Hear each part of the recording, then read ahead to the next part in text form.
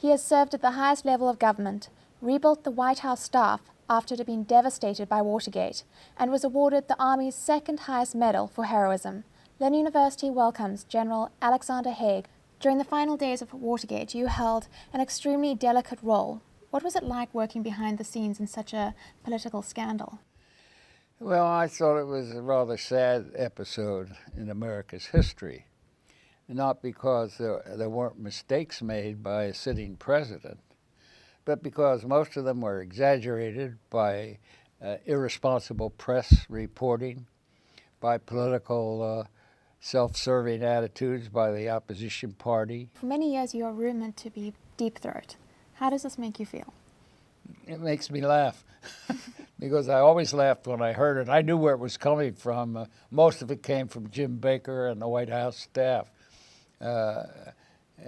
who were very active during my time there because they wanted a cabinet position so Mr. Baker could go on and be president. Well, he hadn't made it yet, and I don't think he will, but that's the truth of it.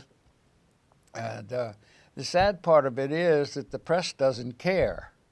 Whoever gives them the dirt, they'll write.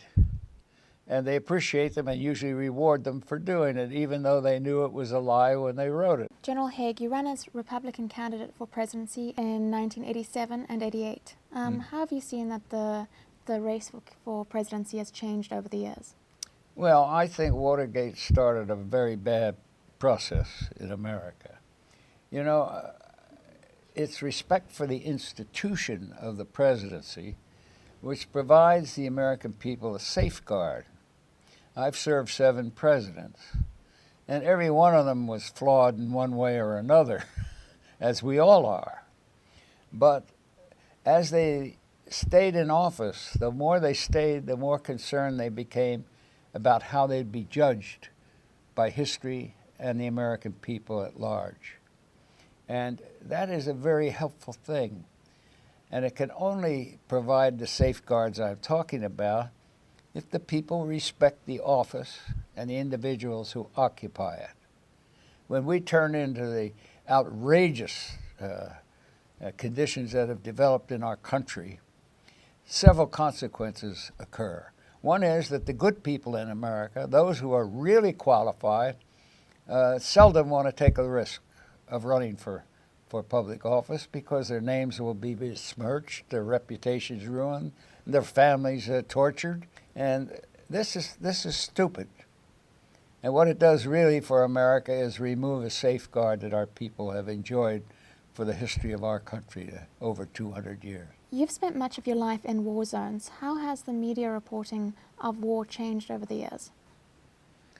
Well, I think the media has always been pretty tough on war, and I don't mind that. I think we've been a little too quick to reach for the trigger recently, and it's best to try to solve it peacefully. Do you believe that the war is accurately portrayed by the media? No, seldom. Mostly because the ones that have really been engaged and threatened don't do that. But those that come and go and flit in the night and go back home and sit for the rest of the time at the club, pontificating on their bravery, frequently are the most critical. Thank you very much for your time. Oh, good. Thank you. Good to be with you. I love pretty girls. I'm Ashlea Evans, Lynn University. Thank you very much.